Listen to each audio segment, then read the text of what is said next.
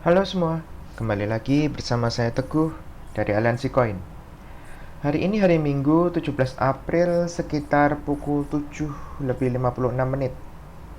Gimana kabarnya teman-teman semua? Sehat selalu kan? Oke. Pertama-tama saya ingin mengucapkan selamat Paskah buat teman-teman, buat saudara-saudara umat Kristiani yang merayakannya. Semoga dengan Paskah ini kita belajar lebih lagi mengenai arti dari kerendahan hati ya.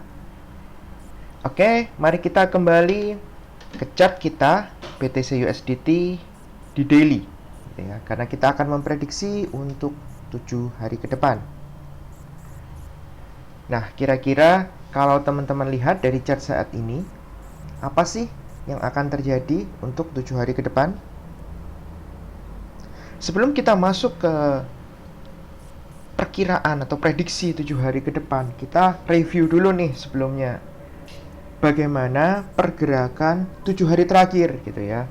Apakah sesuai dengan prediksi kita sebelumnya atau tidak gitu ya. Sebelumnya kita memprediksi bahwa harga akan bergerak di zona ini gitu ya. Dan ini masuknya tepat sekali.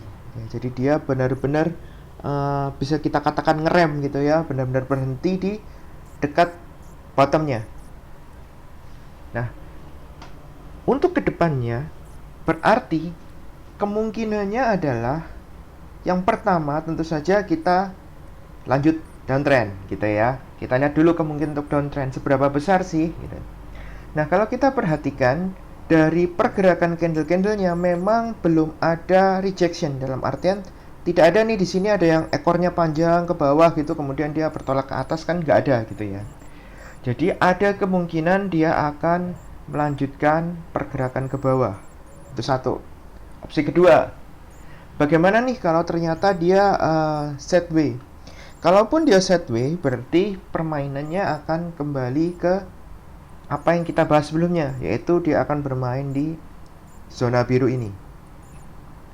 Gitu ya. Kemungkinan yang ketiga misalnya uptrend.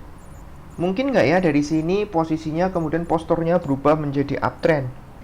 Bisa sih, tetapi akan lebih sulit. Kenapa? Karena kalau kita perhatikan, dia sendiri sudah masuk ke area untuk kembali ranging gitu ya, atau kembali sideways gitu ya.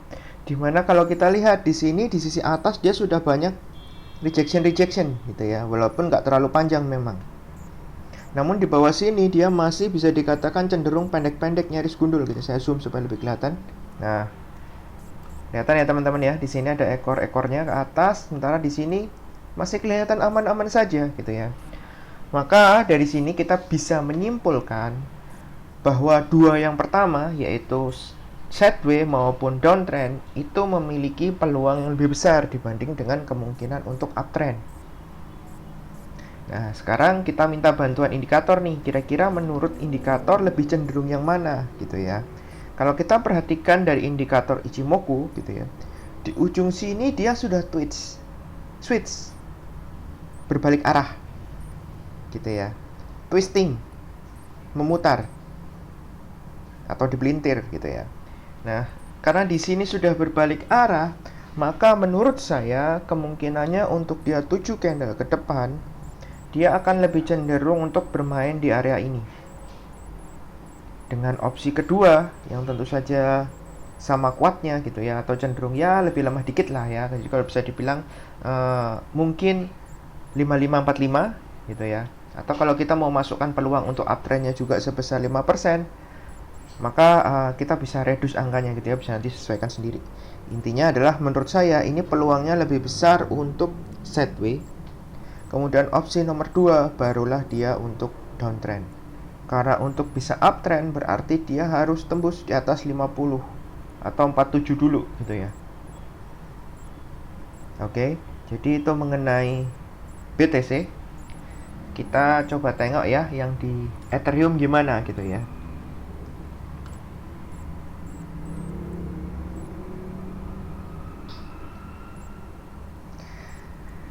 Nah, kita lihat kalau di Ethereum di sini lebih menarik gitu ya.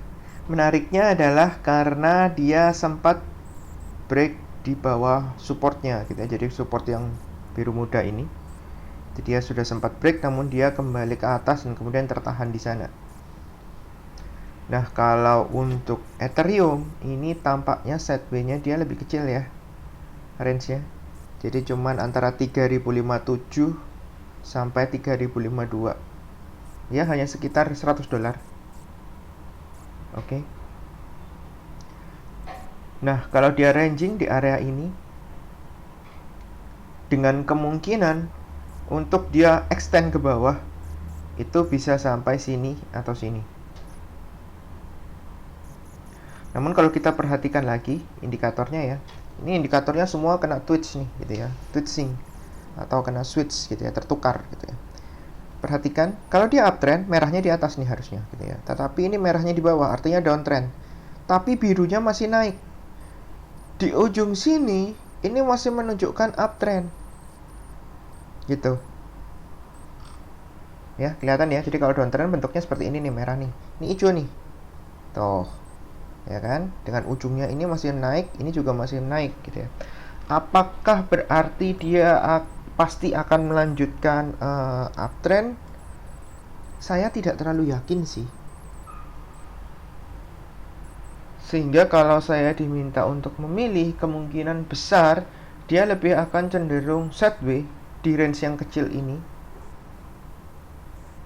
Atau kalau dia downtrend, maka dia akan ketahan di sini dan sini gitu ya. Jadi saya nggak urusan yang di bawah itu nanti aja gitu ya. Target awal kita kalau downtrend adalah di sini dan di sini. Yang artinya gimana? Artinya kalau saya pribadi, saya sendiri sudah siap-siap untuk buyback kalau dia bisa ke 2800 gitu. Nah, gimana nih kalau dia uptrend? Bisa sih, walaupun kemungkinannya cukup kecil gitu ya. Namun kalau dia mau uptrend, maka dia harus break dulu di atas 3330 ini. Baru kita bisa katakan bahwa dia cenderung untuk uptrend. Nah, kalau sudah uptrend dari situ pergerakannya bisa panjang seperti yang kita bahas sebelumnya gitu ya, bisa sampai 3800 targetnya. Itu. Yang ini mengerem di sini sih. Oke, tapi target saya adalah dia harus break 3300 dulu baru kita bisa katakan itu uptrend. Oke, demikian analisa saya. Mungkin kalau teman-teman ada pertanyaan atau analisa yang berbeda, kita bisa diskusi di kolom komentar di bawah. Dan jika teman-teman menyukai video ini, teman-teman bisa like dan bisa bagikan kepada rekan-rekan, saudara-saudara yang lain agar kita bisa sama-sama melakukan analisa dan profit dari cryptocurrency. Oke, sampai jumpa di episode berikutnya. Sukses selalu buat kita semua, tetap sehat dan salam profit.